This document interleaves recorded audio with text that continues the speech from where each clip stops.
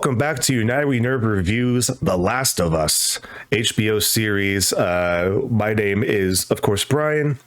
Along with me is Joel and Marcelo. Guys, What's up? Morning. we've been away for a little bit. We've had some scheduling conflicts, mostly due to Mother Nature. But we're back. And for this episode, we decided we're going to be doing a double header. We're going to be talking about episodes 5 and 6 of The Last of Us. Of course, before we get into that, we'll kind of do some spoiler-free, kind of like first off impressions about both episodes. So, Joel, how about you tell us your first impressions about episode 5? I know it's a big deviation from the game, but some parts I really enjoyed what they did. Having played through that part in the game as well, it was really interesting to see the choices they made, and I'm just taken aback at how well they've taken this medium and made it for viewing. And it was a great episode, and it's hard. About So you guys? you finally passed that part in the game in your playthrough now, Joel? Yes. Yeah. So are you pretty caught up with where you're at with the game with the show? You think? Pretty much, we're past the part with David. That's all I'm gonna say. Oh, that's right. So Marcelo, how about you? What are your non-spoilery impressions about episode 5? Sure. I mean, great episode. Great makeup, prosthetic work with the the infected. The bloater, of course, was what we wanted and a little bit more. I think it was really well represented in the show. Like it had that terror factor that you were expecting, you know. And of course the ending was just as emotionally powerful as it was in the game, and it was still, you know, again, for people who know the game, like you were expecting it to come, but it still sucks. Like it still sucks. Yeah. No, it was great. It was a good episode. Great. Because I had felt like maybe the previous episode was a little bit of a lull, as we kind of, again, it's all kind of.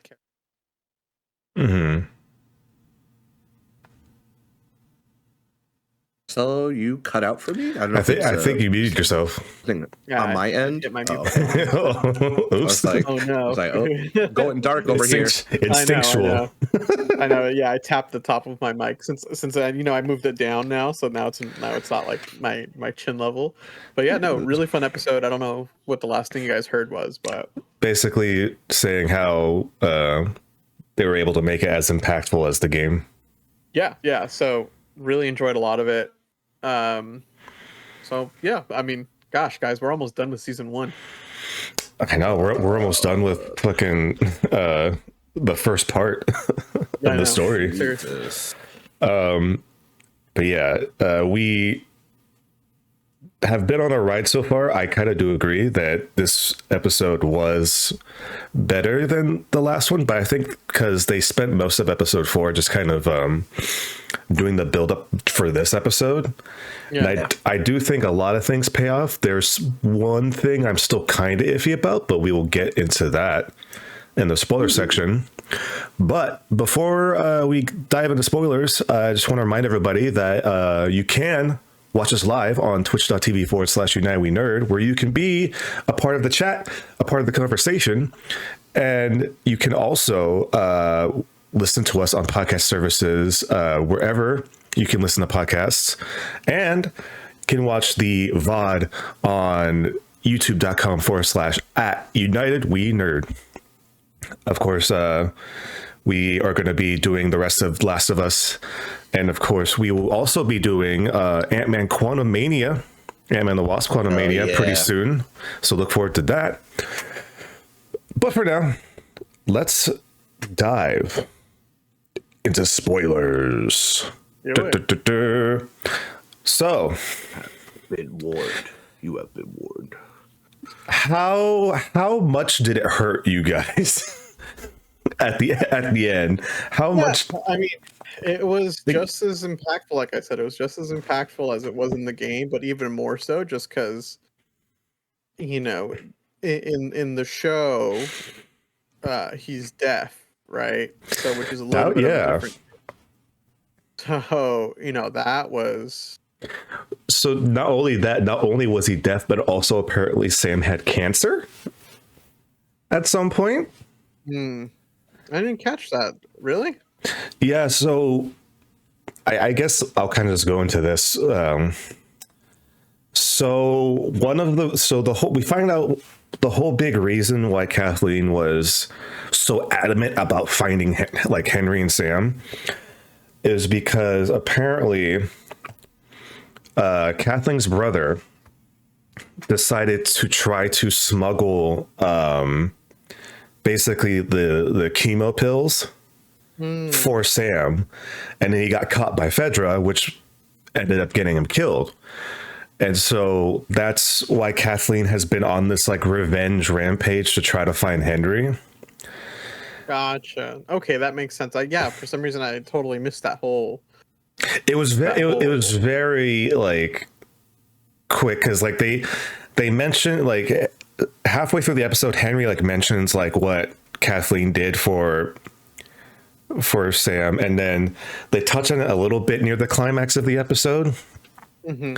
But this I kind of wanted to bring up because I remember our last review for episode 4. I mentioned how I was kind of like I don't know about Kathleen as a character like yet, and I was hoping that this episode would kind of help me maybe like change my opinion a little bit.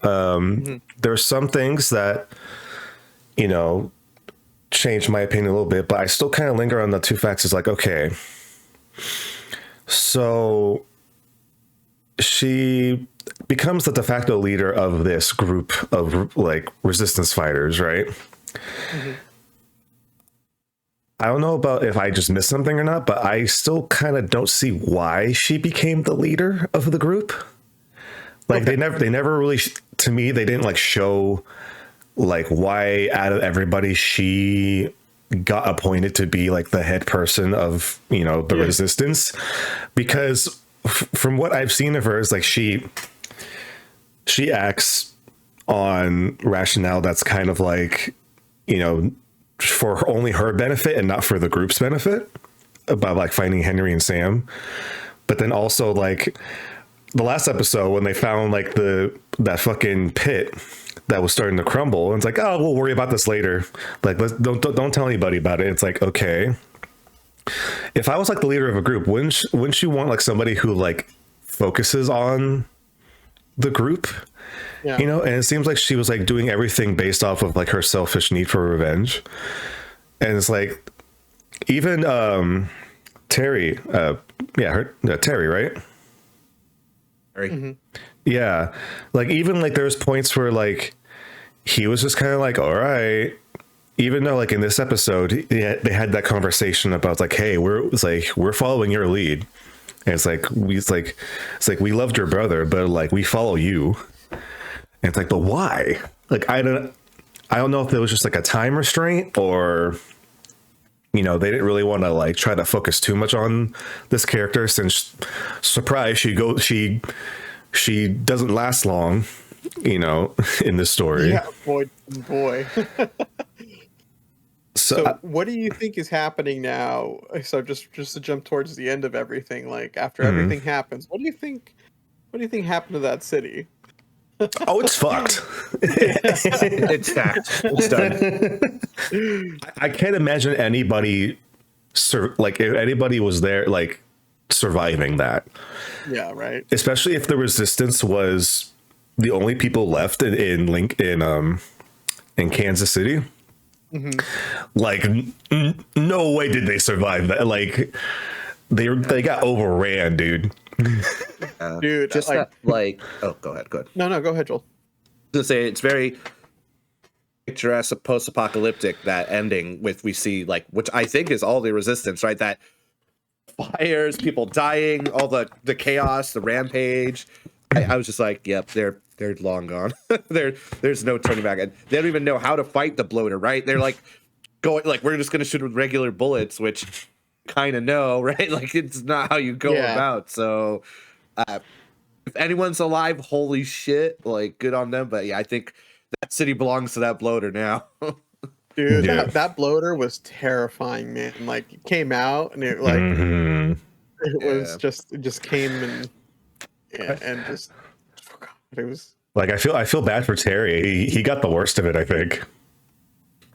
Like Jeffrey Pierce like did such a great job, but like it was still kind of like, oh shit, like the bloater just coming and just like grabbing his head, like just ripping his fucking face off. Happened to me too. Who just grabs Joel's face and it's like, oh shit, they're gonna do it, and they fucking did it. I was like, oh god.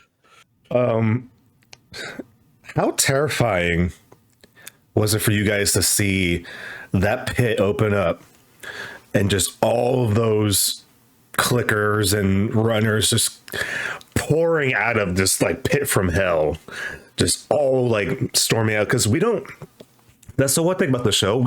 In the game, you don't really see that many infected people like gather up that much, but just to see like this giant like wave of just infected just rushing out.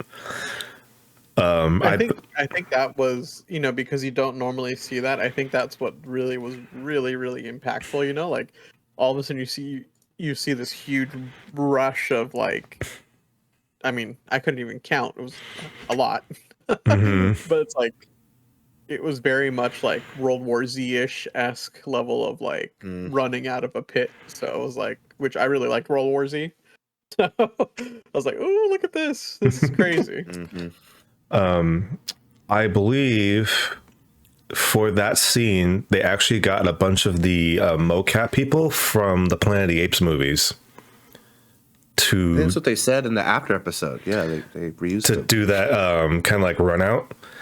And they tried to get as many people as they could to fill in that space before they started adding people with like CG and stuff. But like, I don't know about you guys, but it's like I couldn't.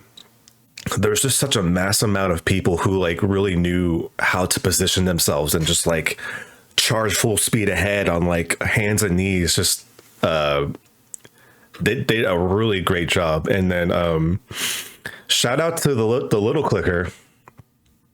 I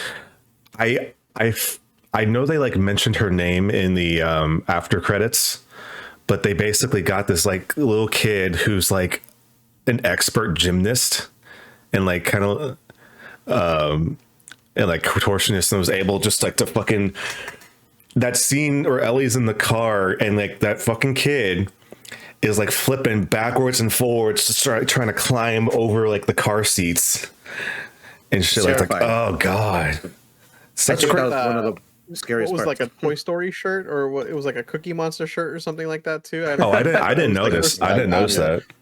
It was like it was something very of the time. That's interesting.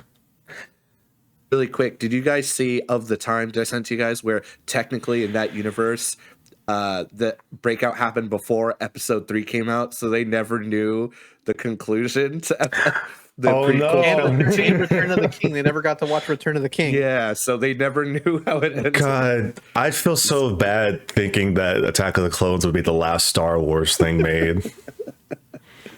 That's unfortunate. That clicker was. I was even telling my wife, it's like, we haven't seen like a child zombie or infected yet, and lo and behold, boom! Like they throw the best at us. It's like whoa. So let's talk about a little bit more of the earlier half of the episode, real quick. So sure.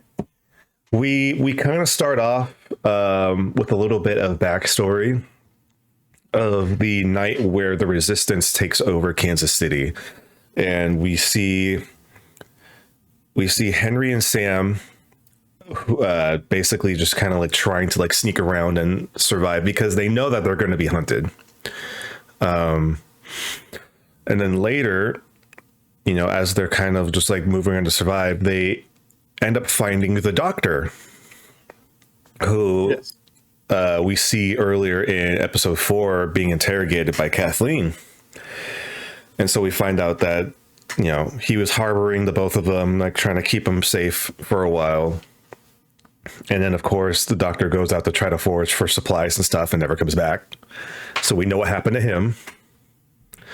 And then we get to a point where I think is one of the really, really cool ways, really cool, not plot devices, but just kind of like forms of cinematography where we get to see an earlier scene from another character's perspective, because we see the shootout scene from the last episode, but through Henry and Sam's perspective on the other side of the street.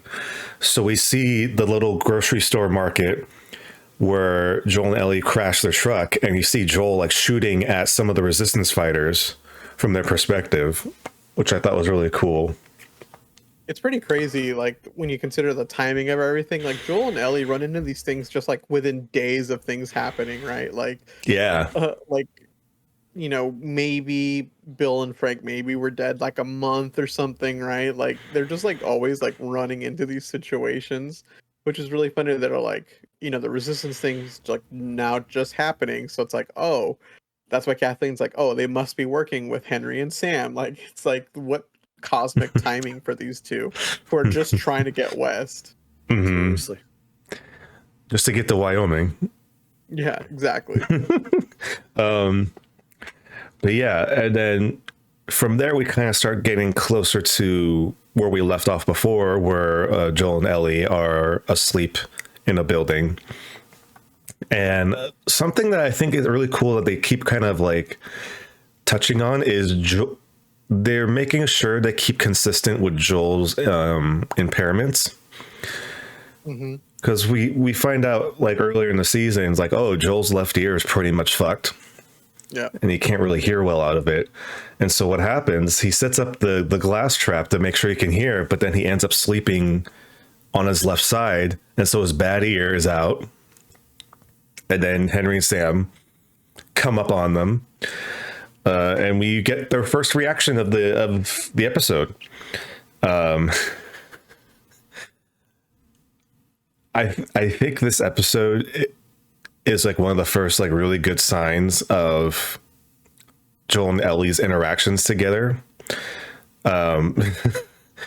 Just by saying like, Joel, say everything's gonna be all right. It's like, everything is gonna be all right. It's like, no, Right, like she's like, no, yeah, she's just like, you need to be nice. Like they're like, we're friends or whatever. Like, you know, she's more trusting of everybody than he is. Yeah. It's like, no, it's like he just naturally sounds like an asshole.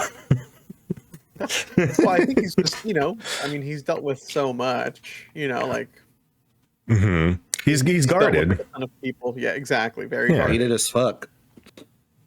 And so we kind of start getting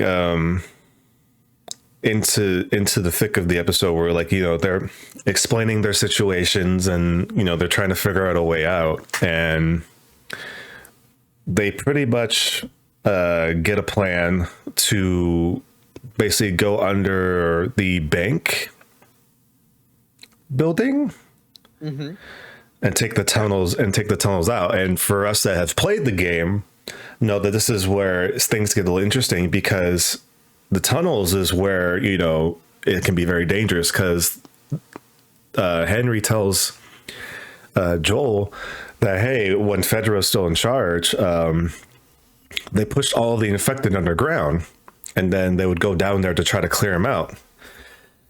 But he said that's been about, you know, a few years. Right. And so now it's like, okay, well, what's down there? And so we kind of get this interesting thing where it's like a little, not deviation, but they go down there and it's perfectly fine. You know, there's nothing, they don't get attacked by anything, you know, it seems all clear. And then we get to the little underground daycare area from the game. Fuck the daycare in the game. Fuck that place. Hate it. Hate those seekers. Whatever they're called. Fuck them. Yeah, and that was interesting, because this ended up being one of the more lighthearted parts of the episode, which is really in contrast to like the game. Like the game was like kind of like, oh shit, you know, there could be something around the corner, where this one's like they got a chance to just kind of relax and like take a break, and like you see Ellie and Sam kind of like playing around and like doing other things, and then Henry and Joel get to have a conversation. Basically, throughout the series, we've seen Joel get into conversations with other people, basically kind of in a way explaining to him, but also kind of explaining to the audience kind of what Joel needs to hear, even though he doesn't want to hear it.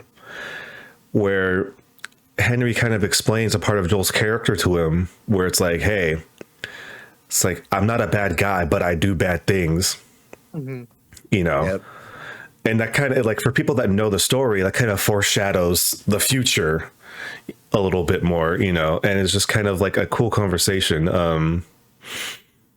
But yeah, so far, like, how do you guys think of the pacing of this episode so far? Like, did you guys think that, there could have been a little bit more added here, or was it like good enough? Marcelo, I'll throw it to you first. I mean, I think the pacing for this episode was pretty good. I didn't have any problems with they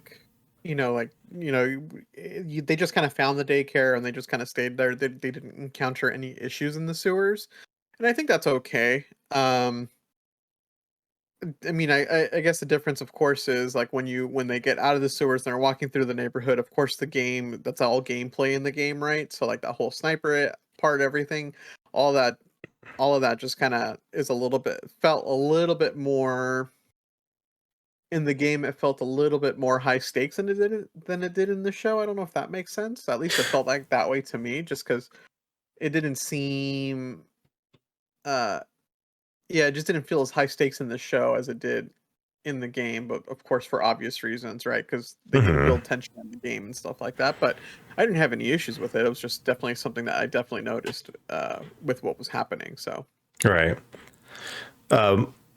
Speaking of the sniper, I kind of liked their reasoning for why the sniper was such a bad shot, because in the game, like you said, like that scene is more intense because the sniper is very on you, and you really have to pay attention to kind of get in and out of cover within a time period. But we find out the reason why the sniper is such a bad shot and Joel's able to get through it pretty easily is because he was an old man. yeah, He wasn't a seasoned sniper. He was just kind of up there doing his job on a post. And then we get to this interaction that's a little different from the game because of the situation. And you kind of see Joel being more, for lack of a better term, like thoughtful about the situation. And it's like he knows that, like, oh, this is just like some old guy. And then the show does really well of kind of showing people's intent through their expression. And like, you could tell that the old guy is just like, he's kind of just done with everything. Like he doesn't want to be there.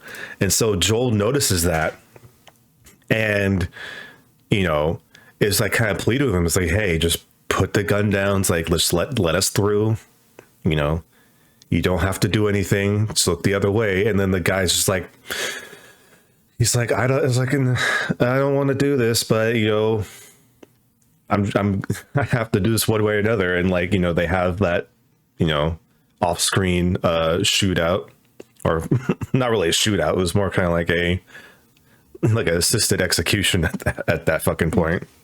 yeah, and he gave him the chance. He was like, please, like, don't make me do this, right? He was like, please, just walk away, just walk away. Yeah. And well, shit happens. Yeah.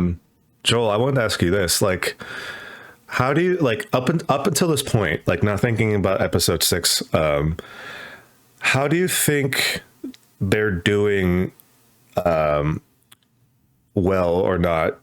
Joel's kind of showing more of his emotions, or just kind of his intent between the game, because you're playing the game like right now. So I think out of the three of us, you're you can like point out more of like the intention of Joel. Like in the game, of course, you're more action packed a lot of time, but in here, do you think that they're doing a good job of kind of showing Joel's like mental processes at these pivotal points in time? Yeah, I think they're doing really well for the game. Yeah, it's more action. You're doing stuff, and I feel like the Joel in Last of Us, he's more getting a little more volatile, a little quick to anger. This one is more methodical, hesitant, and but still has those qualities of like, we're doing it my way. There's a reason why I do it, and I'm an asshole for a reason. But he's, being with Ellie in both, he's becoming more thoughtful, more understanding. He's trying to he's opening up, I think, more in the show than in the game. And even just that scene you were talking about, the sniper scene, that took me away. He was just like, please don't. And of course, the sniper makes a choice, right? It was just like, that was just great. Because in the game, he's just an asshole. You kill the sniper, done. And it's just like, I didn't expect that from Joel at all, to be honest. I thought he was just going to kill him right there because I wasn't expecting an old guy either. But he gives him a chance, and a fair chance too. He's like, just put it down, walk away. But we know what happens, right? So I think they're doing great, and we're going to see more of that emotional buildup and thought process in the next episode too. But playing. I actually saw episode 5 first, and then did the sniper scene. Oh, okay. In the game, so it was cool to see it back to back like that, and the parallels are really cool. But I like how they integrated the underground daycare sniper scene all in one episode. That was really something. Again, fuck the underground daycare though. I hate that level. I'm never going back to that level. I hate it.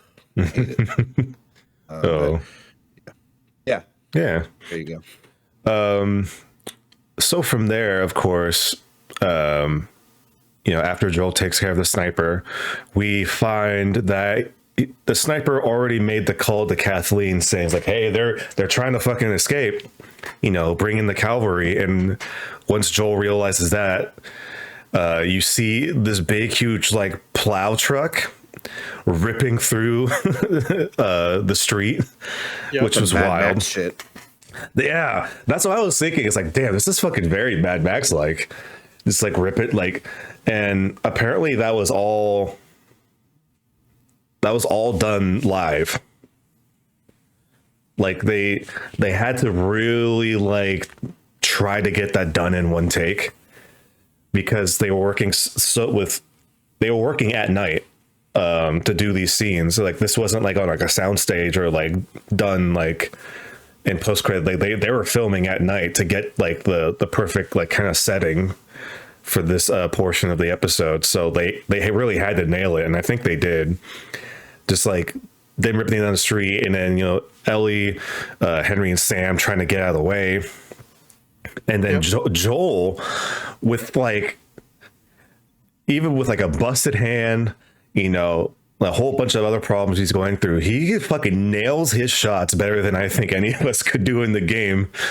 Takes out the driver, and the car veers off into a house and then explodes.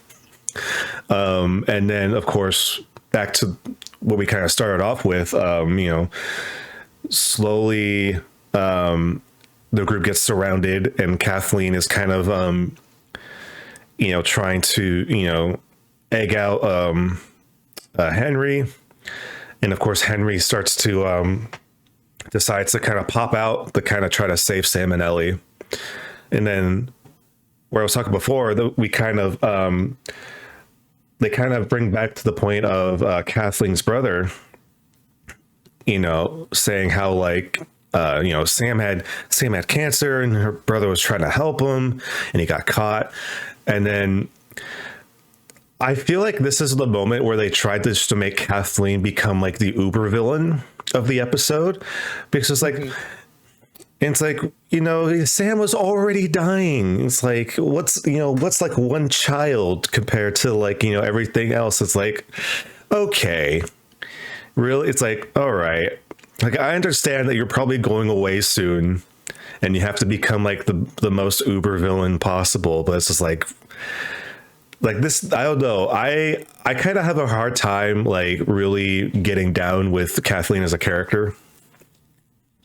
And I guess that's the point. You're not supposed to really like her that much. He's a fascist. Yeah.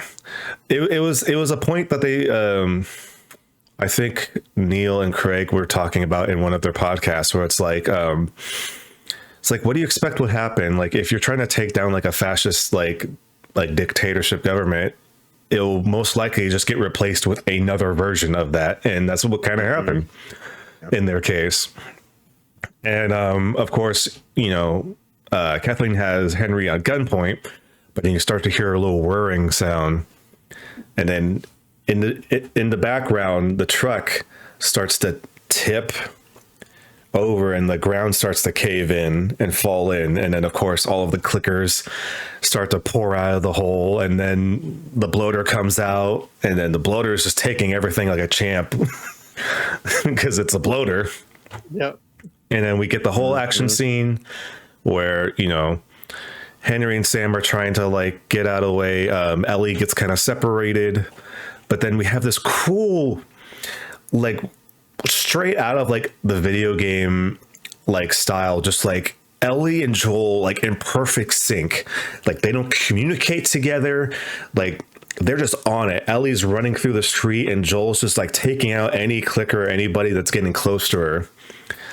Fucking, it was so good. Yeah, it was really well. I mean, that definitely, you could definitely feel the tension in that as she's like running through the crowd. But it's so funny because you can definitely see those moments of like the plot armor, right? Like, come on, that little bubble around Ellie. Yeah, totally know that something would have like definitely happened. There was no way she was going to be able to get out of that. But it was cool. It was great to see her, stepping up and like wanting to, help and not just ditch like Henry and Sam. Like she was willing to risk herself to help them. So and of course we see all that action going down, and we get to the point where they're about to get free, and Kathleen catches up and is pretty much prepared to like wipe them out. But hey, who cares if one kid dies or not? Well, apparently the child clicker did, and comes out from behind Kathleen and like starts just mauling her to death. Oh, that was great. Yeah, that was so good. It was really quick karma. It's 23, baby. X23. Yeah, and then they escape. They find a place to hide, like a little motel to hide in, and then they kind of just like relaxing. And then this is where we get to the sad part, the part that we all knew that was coming. This is actually really interesting. It's a little different. Sam and Ellie go to bed and they get put into a separate room, and from there we see them talking a little bit, and then Sam starts to write on his little Etch-a-Sketch pad, basically asking Ellie, it's like, oh, are you afraid of anything? And then Ellie kind of like jokes around at first, it's like, oh, scorpions, and then I appreciate Sam had that look on his face, like, what the fuck? It's like, okay. And then yep. And then Ellie starts to get a little bit more open with Sam. It's like, yeah, I'm actually really afraid to be alone. And Joel, can you confirm whether or not that something like this happened in the game? Did Ellie be like that open with Sam in the game? I forget. Honestly, I don't think she did actually. Yeah. I don't think she did. She definitely didn't cut her hand and rub her blood on his cut. Definitely didn't happen. That didn't happen. I think that was all for the show. I don't think she was honest with him. Right. Yeah, they just had a little back and forth, kids being there for each other kind of thing, and but it's because I saw episode 5 first, and then I did that mission, just the parallel, and the hurt was bad, man. It's like a faithful recreation that's still terrifying. It still hurts. It still hurts. It still hurts. It's painful. Like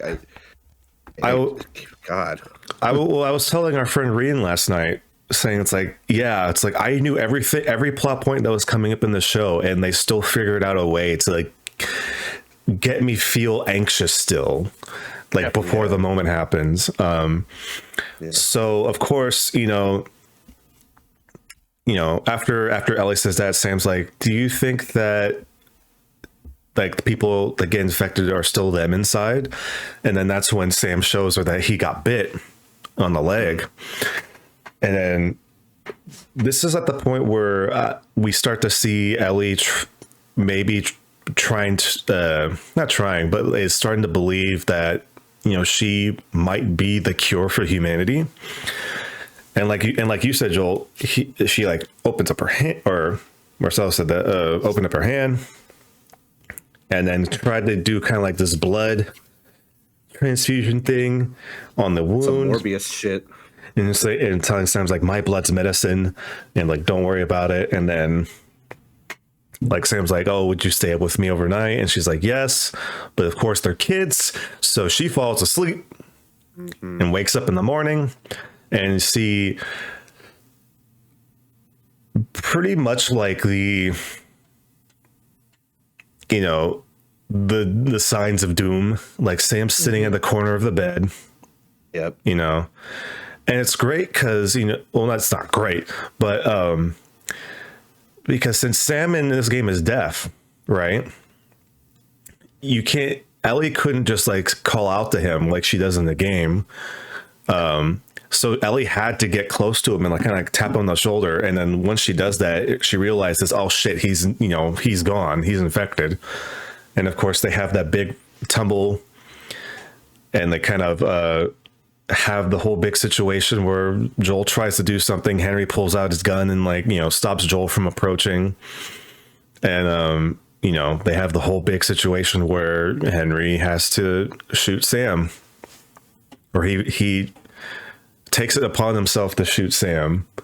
And yeah, that scene was crazy, man. Cause again, you kind of see he had done so much to like protect him in the city, and all of a sudden they get out, and within hours of being outside the city, he gets infected and dies. That whole scene was, oh man, like what do you do as a brother or family member, right? It's rough. Yeah. Cause like you get the whole idea where, Henry, like you said, he's been like protecting Sam this whole time. But of course, since like he knows that Sam has like he's infected and like he's gone. And so it's like he has to take it upon he didn't want Joel to take care of it. He felt like it was his duty as Sam's protector to take him out, which is fucking horrible. And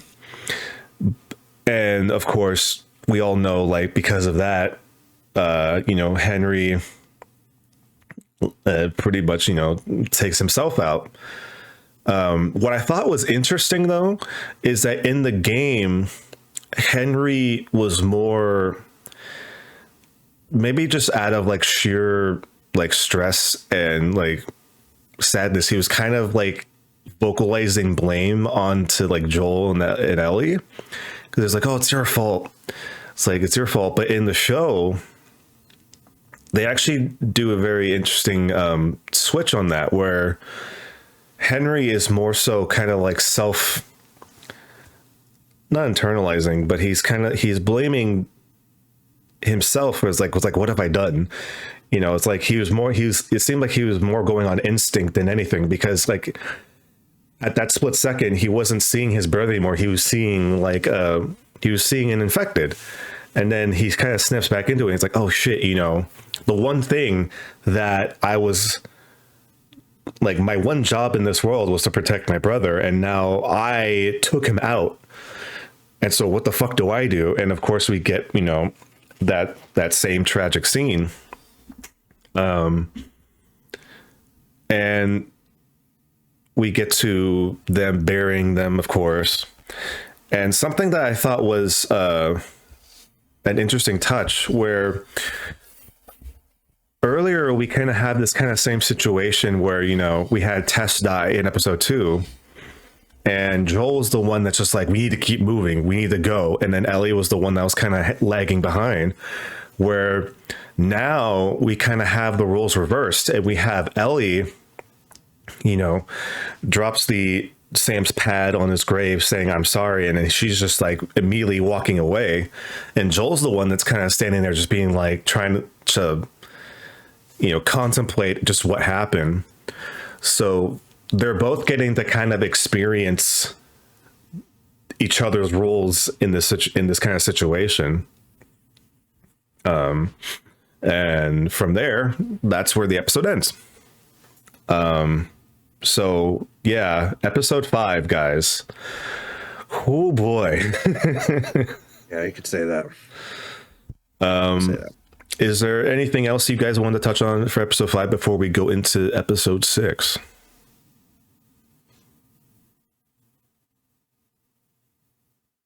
Marcelo, you are muted, my boy. Oh man, that button is the death of me, man. And now, just again, really good episode. They're doing such a good job in this show, of really having emotional moments that really resonate. You know, like them burying that whole thing, and her writing "I'm sorry" on that board and laying it on top. Oh man, you're killing me. That was crazy.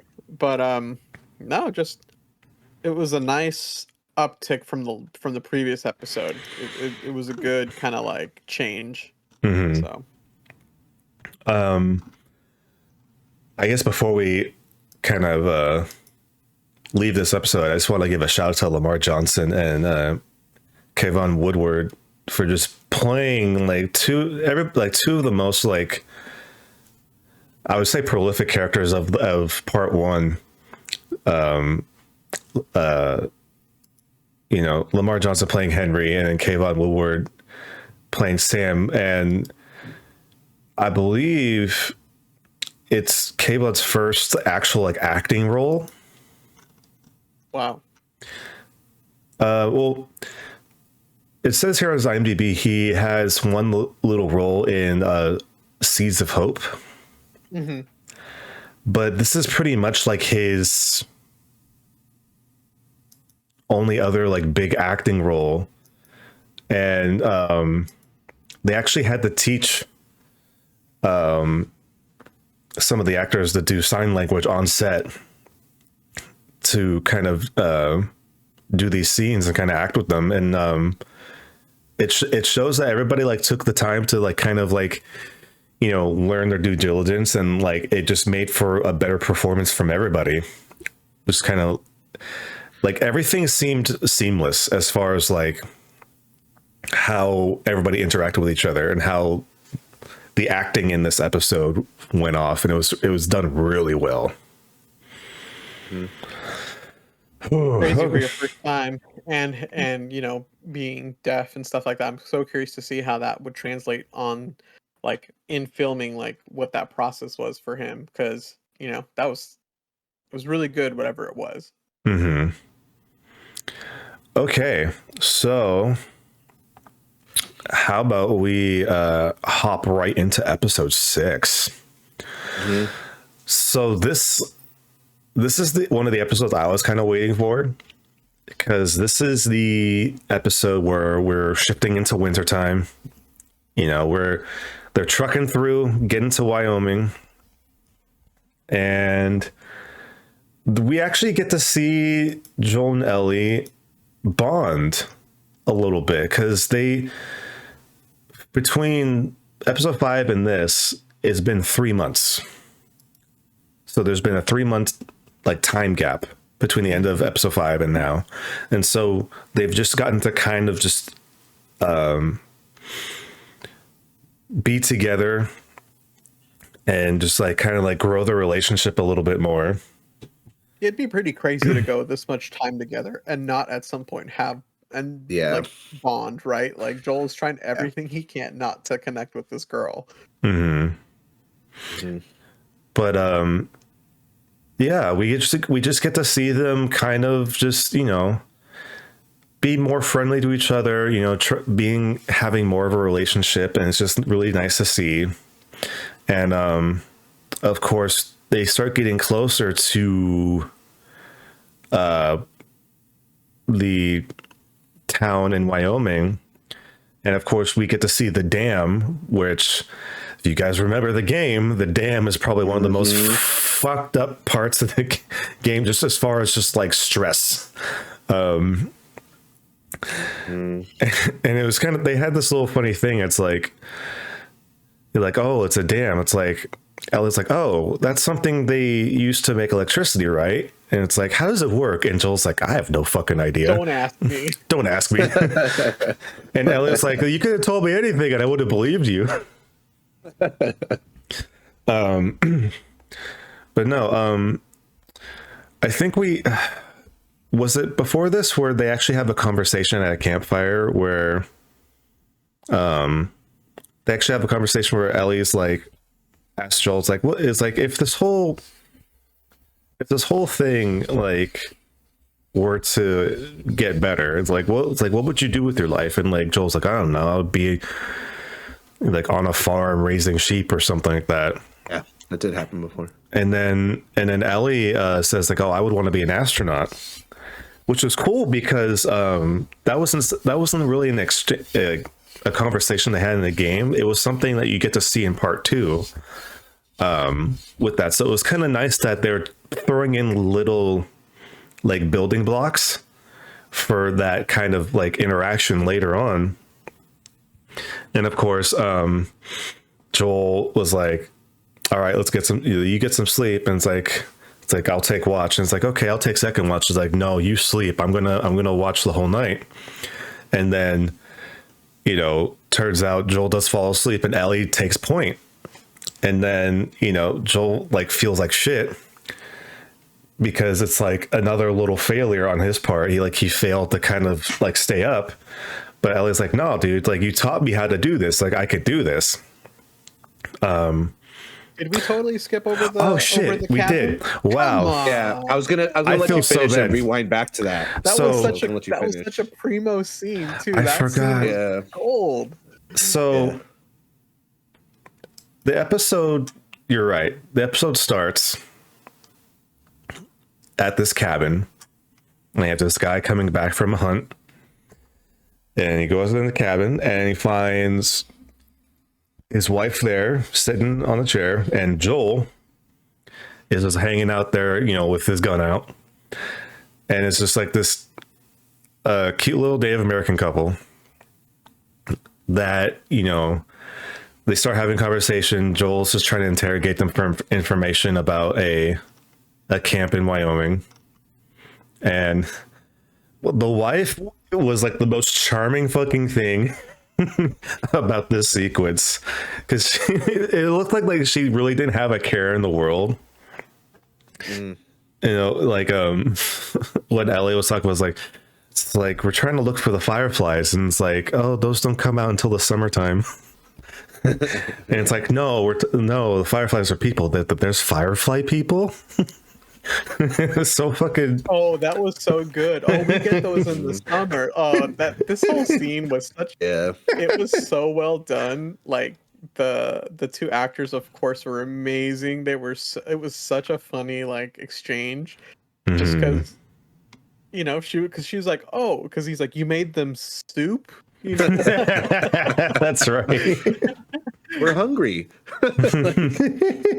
Maybe because Joel's a gun pointed at them. Even then, he's not like fully pointing. He's like kind of like chill about it. He's like, yeah, right. But it's like they've just you know, they've been minding their own business. They're not hurting anybody. They're just living alone. Which, you know, in that environment, it just seems like the perfect thing to do. You just hole up in a cabin somewhere. You live off the land. You make it work, and you know, you don't get much trouble there. Nobody's gonna go out there and.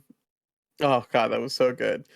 And yeah, then she steals great. her. I just felt bad for them because Ellie steals her rabbit. Like, yeah, the rabbit that the dude literally just came back from hunting for. Yeah.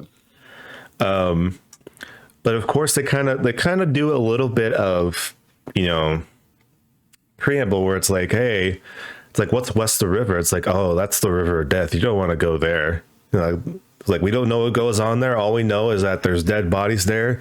Some of them are infected. Some of them are just people.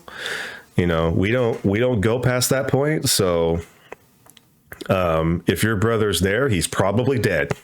You know, the best way to get over there is to go east. And it's like, oh, well, they're not going to do that. Yeah, that was good. That was good. So to kind of fast forward back again, of course, they get closer to the place that they're going, and then all of a sudden get a bunch of people on horseback running in, and they get surrounded. And of course, they meet some of the townspeople. Oh man, talk about that pressure building with the scent dog, man. Yeah. Like the one that can smell the infected, which was really crazy. It's so interesting to see how, like, because Ellie didn't trigger the dog, right? So it's like, but that was the thing, because we see Joel starting to get into that state again. Panicking. Yeah, he was like, Yeah. Oh, that's the one thing we didn't talk about. When they left the cabin, Joel literally has a panic attack. Yeah, seriously. Like, he had the thing where like his hearing gets kind of deafened. He's just kind of like, he's just kind of like, he couldn't breathe. And I was like, are you having a heart attack? And Joel's like, nah, it's just, it's just my age. And it's like, all right. But like, he's just standing there, like not knowing what to do. And you know what that is, right? You know what that is. It's not a panic attack. It's love. He's like the Grinch. His heart grows. I hate this. I fucking hate this. No, but it's like, it was so like intense, because we know that like a scanner picks up that she's been bit. So it's like, what about this dog? And then, it turns out everything's fine. The dog is just like very like nice, and, starts licking Ellie, and Ellie's like petting the dog. And it's like, all right, well, that, that kind of flew over. And it's like, all right. I'm trying to remember the actor's name, the kind of like pseudo leader of the group.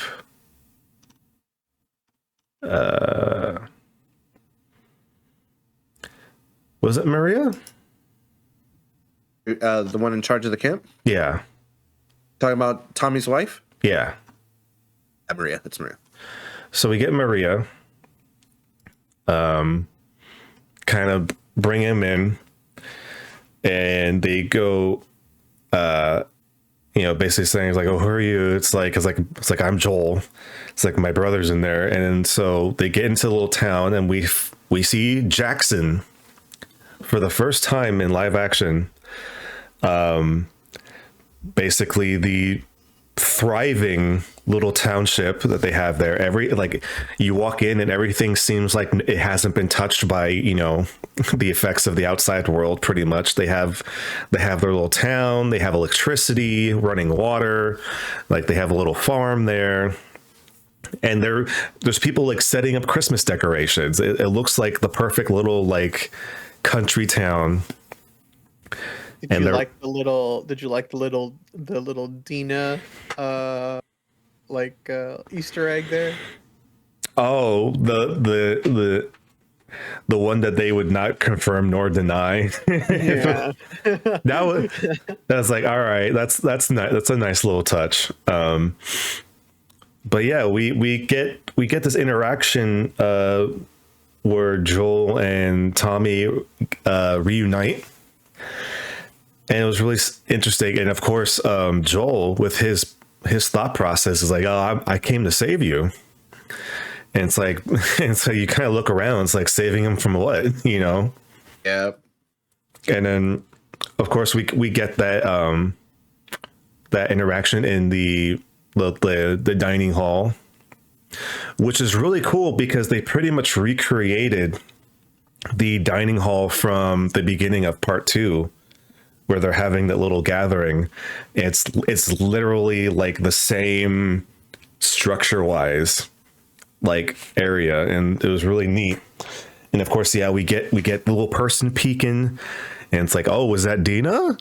It's like little Easter egg there, because not to spoil part 2, but they have a little quick conversation like in mid gameplay, kind of mentioning that Dina was kind of like watching Ellie when she first arrived in Jackson.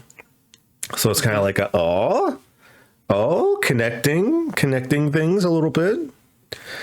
And so of course after that, we have a little split. Maria takes Ellie back to their place to kind of like have her clean off and get her some new clothes. And then Joel and Tommy have a little bit of time to talk to each other a little bit. And, you know, they have a conversation about what's happening, and they go to a bar, and we pretty much, you see that Joel is not being super truthful with Tommy at the moment, because Tommy has like, oh, how's Tess? And it's like, oh, she's all right. You know, like Joel is still kind of like keeping it close to his chest a little bit, because like he doesn't want to like talk about it, so he's just trying to give him like short answers and stuff like that. And you know, they have this big conversation about, you know, hey, you know, we've been looking for you, and it's like you're here now. And then like it's kind of like showing the conflict of their ideals at this point, because like Tommy has like a life now. It's like he's married to Maria, they're gonna have a baby, like it's pretty much like the perfect town to be in. And of course Joel's trying to like reap on the past. It's like, hey, we did a lot of bad things, and it's like, yeah, we did a lot of bad things, but it's the only thing that we knew how to do. And like Tommy was trying to give his point across, like, but there are other ways to do it, we just didn't know how to do those things, and so it was different. And then of course they get like into this conflict and argument, and you know, they say some things, and like Joel ends up walking out, and we get another instance of Joel kind of having like this like form of like a panic attack, until he sees this person that from like he sees this person from behind that looks like Sarah, and he starts having flashbacks of Sarah, and then the kind of that feeling starts to wash away, and then he looks, and then he notices that it's not Sarah, but it's this person with like a daughter, you know. And it's kind of like one of those things where it's like, oh, this is what I could have had. It's like he's looking around, everybody's like celebrating like Christmas and stuff like that, and it's like there's a person that looks like her daughter, and she has a daughter, and like that's when like Joel seems like he's starting to have the gears turning a bit. It's like, oh, this is a life I could have had, you know. I just want to kind of pause here and just kind of get your guys' opinions on this process that Joel is going through at this moment. Like this is a very emotion based episode so far, and like just we've seen Joel like try to keep, you know, a hardened shell, and like this is the episode that we see that shell breaking away at now. And like just want to get your guys' opinions on that process. Yeah, I mean, I think what's really crazy too is you really start to see kind of in this episode, like, you know, in the game, you know, he wants Tommy once he talks to Tommy about what's really happening, but you really kind of start to see that he really is trying to separate himself from Ellie in this episode, because like the minute they get to town, he goes in a different direction. They don't really see each other, and Ellie's really quick to pick up on that. I feel like she was like, you could have just, you know, if you're gonna ditch me, just ditch me. That was one thing I didn't notice, that because we get to a scene where, you know, Joel and Tommy are talking to each other, and I didn't like pick up on this, but the scene before that, you see Ellie like walking across the street, and I didn't realize at that moment that she was actually spying on them. But they didn't show that she was like, they didn't do a thing where like, oh, she's like in a corner watching. It's like assumed that she finds them, and like she's listening in onto the conversation. It's like, oh shit, okay. It's showing that Ellie is like actually like smart and like picks up on things really easily. But to do on the other side, we have Ellie and Maria, going back to their place. And Ellie, gets all cleaned up and she gets some new clothes. Ellie gets her new winter clothes from Maria. They're straight from the game, which is great. Yep. And, she sees a little thing on their little mantle. And it says Kevin and Sarah, and it has, birth dates and death dates on it. And so as Maria's cutting Ellie's hair, and it's like, oh, hey, I'm sorry about your kids. And it's like, and she's like, oh, yeah, actually, only Kevin was my kid. Sarah was Joel's kid. And then that's when, like, Ellie's like, what the fuck? And a whole, and that was really nice because in the game, we kind of lose track of Ellie for a little bit, so we never really see that moment where Ellie like actually finds out that Joel had a kid. It's only implied that Maria tells her about Sarah. So like we get the scene of like Ellie like finding that information for herself. And it's just like it's a nice little touch. Is it necessary? I don't know. But it's still nice to have that kind of like connecting little detail. Yeah, it's all the behind the scenes stuff that we don't get playing the game, right? So it adds just a little bit more depth. And then we get the post-fight conversation of Joel and Tommy, which I think almost dwarfs the Joel and Ellie conversation later on in this episode, just based off of like the sheer emotional breakdown we get from Joel. And like, congrats to Pedro Pascal for like just fucking nailing this entire scene, because we get Joel in this little workshop and he's trying to repair his boots because they're all, like, they've been like they've been showing for like the past few episodes that Joel's gear is just getting worn the fuck out. But then like Joel just can't like fix up his like shit because like he shows like his hands are still fucked up from that fight in the second episode. And Tommy comes in with a new pair of boots, and then that's when like Joel finally has that breakdown moment where he's like, it's like, I need you to take Ellie because I don't think I can do it. And it's like, I'm old, I'm broken, like Ellie was at risk of it being like torn apart by the dog, and all I did was just stand there and do nothing, and then he actually tells Tommy, it's like, hey, she can't get infected. Like, she might be the cure, and I need, like, where the fireflies are, and I need you to take her there because I can't do it. And he's just like he's pretty much pouring all of his insecurities and his failures. And it's like I wake up every day and I can't remember my dreams, but I remember waking up feeling like a failure and I lost something. And he's like, you just did such a great fucking job. And this is something we didn't get from the game. Like Joel, you can attest. Like we never get this much of an emotional breakdown from Joel, and I think that's what really sets apart Pedro's performance from Troy's. Yeah, in the game, it's like we find Ellie at an abandoned house. There's like a fight like breaks out after they hash it out, and just like Tommy comes later too, and that's it.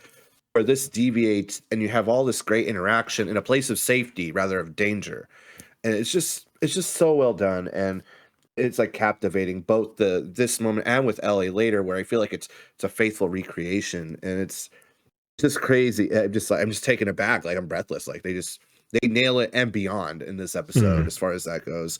And again, Joel in the game is he's still a little closed off though. He's not ready to like he's warming up, I'd say, but not like in this show where he's ready to like start laying it all out to hopefully move on. But at least with his brother, right? With Ellie, they're still like, hacking away at it.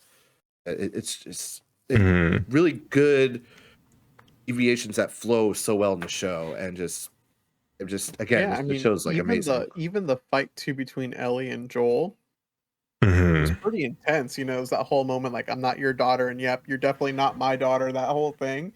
Yeah, That was all really powerful stuff. Like it's just this realization of who they are. But I feel like Joel immediately regrets it though. Like he's like, oh, Oh oh, yeah. oh, oh, yeah, oh. yeah. Because he's there the next morning. But you actually just reminded me of this quick little line when they're in the mess hall where Joel's like, hey, do you mind if you like he was talking to Maria, it's like, hey, do you mind if like we have a little privacy, you just want to have a family conversation? Yep. And then that's when he finds out that like Tommy and Maria are married. But that's a little moment where he kind of slips out that he views Ellie as family, because he wasn't like saying that to Ellie, he was saying that to Maria. Yep. So in that case, like you can kind of tell that Joel's already getting that taste of like he looks at Ellie as like a family member, even though a few episodes ago he was saying that she was cargo. He's still trying to figure it all out. Yeah, he's processing. But yeah, we get to the iconic scene of Ellie and Joel kind of like, hashing shit out. Like Ellie is like you're leaving me behind again, and of course we get this like, it's like everyone I've loved has either died or left me, everyone fucking except for you. And they pretty much do it almost like line for line, except for a few deviations where I was talking about this with you, Joel, last night, but I'll tell you, Marcelo. So they changed a little bit of the line or line delivery for this, because they realized that the difference between the acting for Troy's Joel in the game compared to Pedro's in the show are two different kinds of Joel. And so they went through with the original lines and they realized that like for Pedro's like performance of Joel, it didn't feel right. It felt off. And so they kind of altered it based on like how Joel is in this universe of The Last of Us. And so we kind of get a little bit of deviation, because we don't get those like, oh, you're treading on some mighty thin ice. Like we don't get that in the show, but we get this very simple, it's like when Ellie brings up Sarah, like in the episode, Joel says, don't. But like he doesn't say it in an aggressive way. He says it in like a painful way. But it's a way that we've gotten that delivery from Pedro Pascal before. And it works so well in this circumstance, because we like hear that pain in Joel. It's like, don't bring up Sarah. It's like, don't go there, please. And then, everything else like folds out as it does. So like just reiterating, like Pedro Pascal, like just laying it all out in this episode. And we get like a full, like great breakdown of just Joel's character in this episode. And then from there, they kind of get separated again. And then we see kind of Joel on his own, and he's kind of having a little bit more, flashbacks of Sarah a little bit. And he's just like contemplating. And then of course the next day comes, like dawn arrives, and Tommy gets Ellie, and they go to the stable to get a horse. And when they get there, they find Joel like preparing the horse. And Joel was like, all right. It's like, I'll give you two options. And then immediately Ellie's like, all right, and throws the bag at Joel. Yeah. It's like, I was like, he's no like, hesitation. Right. Like Ellie has no patience. It's like, let's go. But it was just like perfect, because like after that point, we finally actually get to see Joel and Ellie acting as if they were father and daughter. Like they got through that big emotional hump, and now they're at the reconciling phase, and they're finally getting into like this relationship where they Well, feel he's definitely starting to trust her more, right? Like he teaches her how to shoot. Like they're like joking. Like yeah. they're having Oh my playful god, moments. what was that joke she said? It's like, I thought I thought you were teaching me how to shoot, not how to make out with the rifle. Yeah. Oh, yeah. It was something like that. It was like, oh, but that was such a great delivery.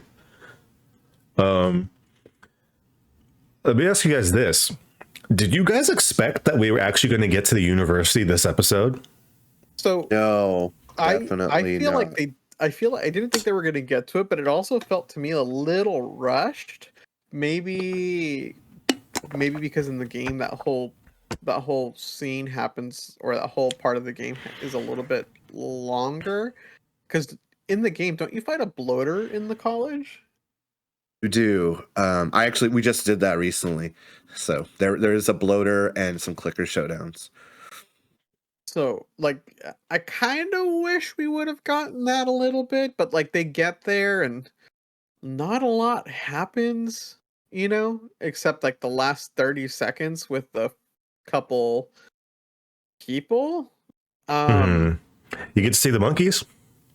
Yeah, you got to see some monkeys, but it's like I was like, oh shit, they did the monkeys. When I was like, yeah, look, the monkeys. I thought there was gonna be more to it. But I guess in the game it's just an action piece, right? With just a little bit of There's a lot more much. action in that portion just to find out that they're not there. yeah. And it's just raiders coming for you.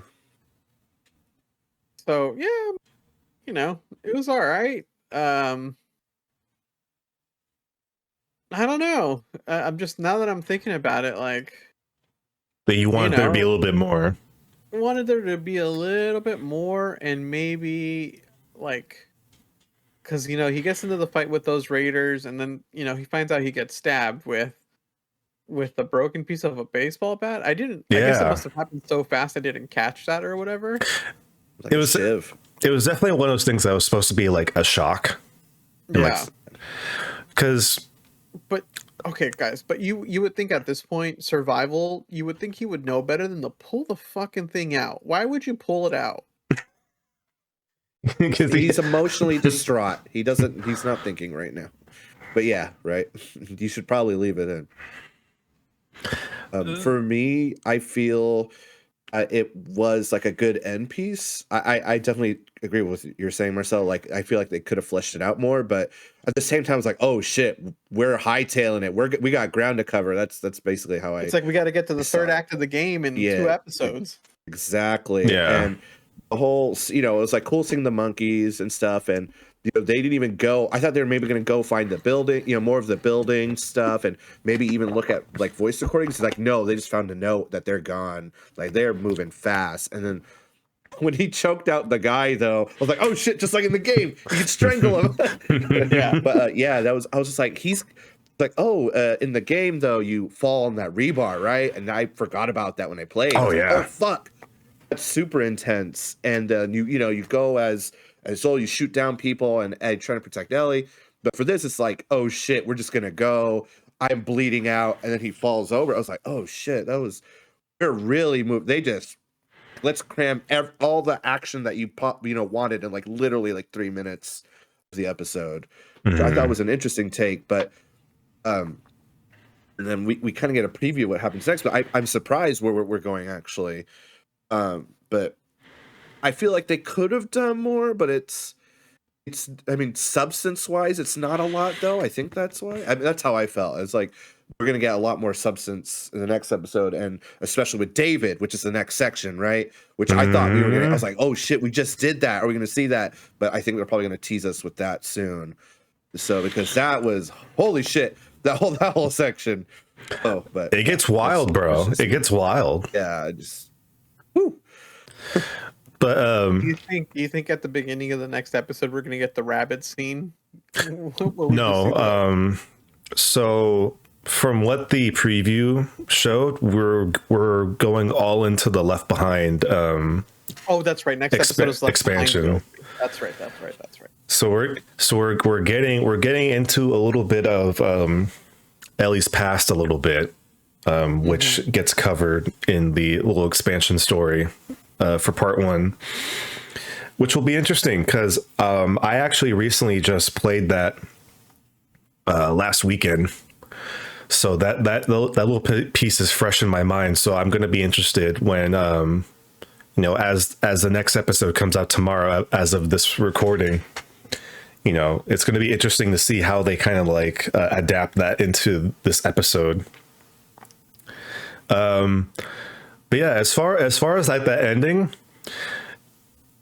I personally don't have a problem with it because like you said, Marcelo, it's like the university was more of an action piece than it was a big story.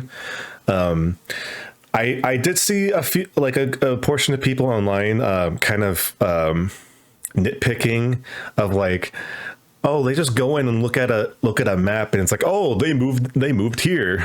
It's like, we need to go this way. And it's like, yeah, but I mean, whatever moves the plot forward, and it's like the university is it kicks off a big arc of the story, but it's not like the biggest part of the story. Like the university itself isn't like a big part of the story. It's more of a plot device. So it's like I was fine if they wanted to like push through it real quickly. And we just got a big, huge clicker episode last episode. So I was like, I wasn't too bummed out that there wasn't a lot of action in this. I was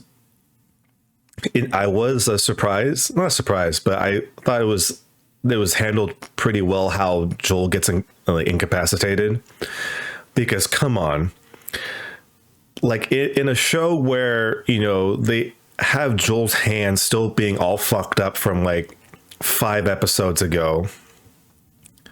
I could not picture like Joel in this falling from a second story landing, falling on some rebar and being okay, or like okay enough to recover from. So yeah, a broken neck, broken spine. It's like, what is he? Can't lift a gun. It's like, this Joel ain't Batman. He can't recover from a broken back. Yeah, he doesn't have Beskar. Fuck. His Beskar's at the cleaners. Right? Shit. But yeah, that was episode 6. We only have what? 2 or 3? 2 or 3 episodes? It's 9 episodes 9 total, episodes? right? So I think it's 3 more. 3 more episodes. So we are going to be, we're going to be getting into some heavy shit. I couldn't imagine how people that are watching this that don't know what the game is to just see Joel just lying there in the sand, or not the sand, in the snow, like bleeding out. It's like, I can't imagine like the mental process that they're going to be going through, especially since the next episode's Left Behind. So like, we're going to be getting an episode without Joel. Yep. At least Pulling a Jon Snow dead. But we are gonna be getting into the end game for this season, and shit is just gonna ramp up. Especially like you said, Joel, but we're getting into David soon.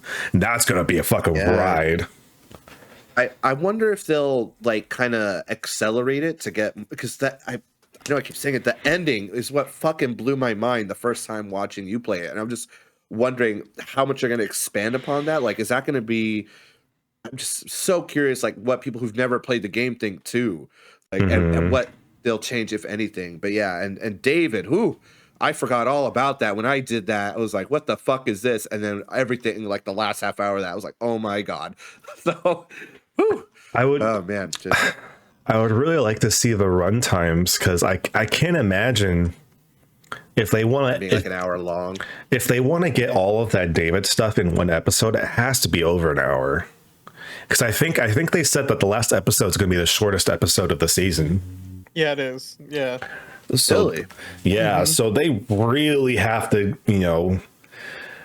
hustle in the next 2 episodes to get what they want. Maybe, who knows, maybe they'll start the David stuff in episode 7 and then they leave all of the action stuff for episode 8. Maybe, I don't know. Maybe, yeah.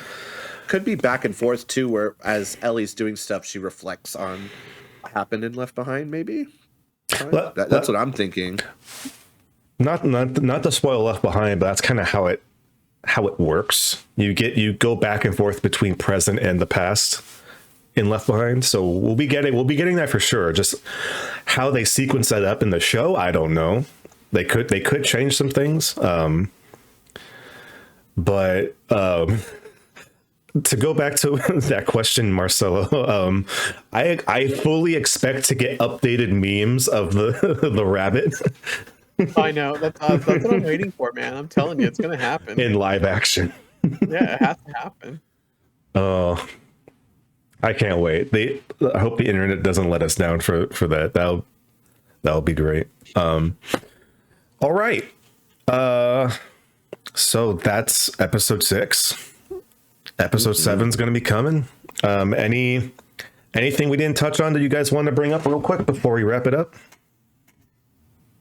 I mean, it's been, like I said, they've done a really good job with this show. Yeah. It's hard to. There's really not a lot of negatives, whatever negatives there are, it's just kind of, I feel like you're just kind of at that point, just kind of nitpicking, Mm-hmm. Exactly. So I'm happy. Yeah. All right. Joel? Same. Just this show is going to be one of those. It's almost like Game of Thrones. It's gonna be such a huge moment in time. It's very impactful, and then we'll see where they go with it too, right? Because as we know, as big video game nerds we are, video game adaptations don't always do so hot. But this has been the ultimate exception so far, and with part 1, I mean, we'll see how they end it, right?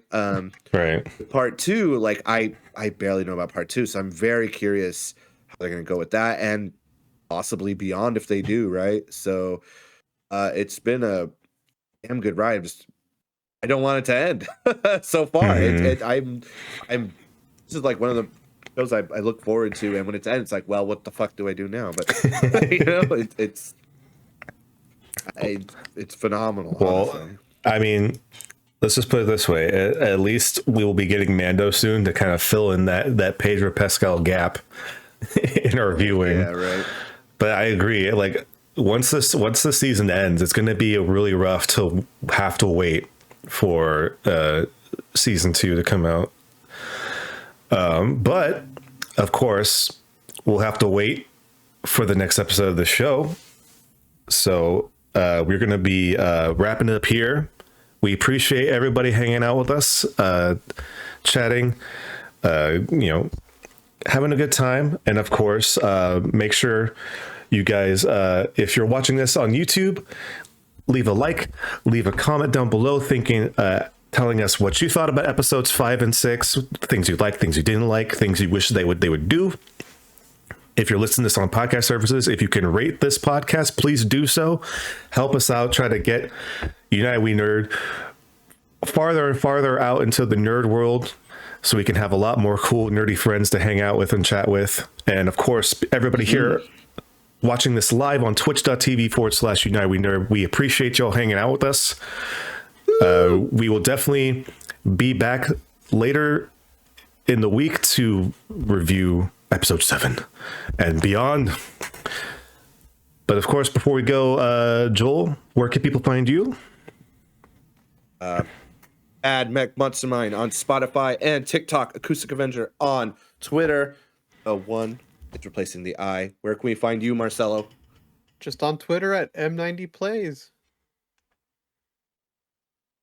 And of course, you can find me at Twitter and Instagram at Brian_Saber, as well as on Twitch at twitch.tv/Brian Saber as well.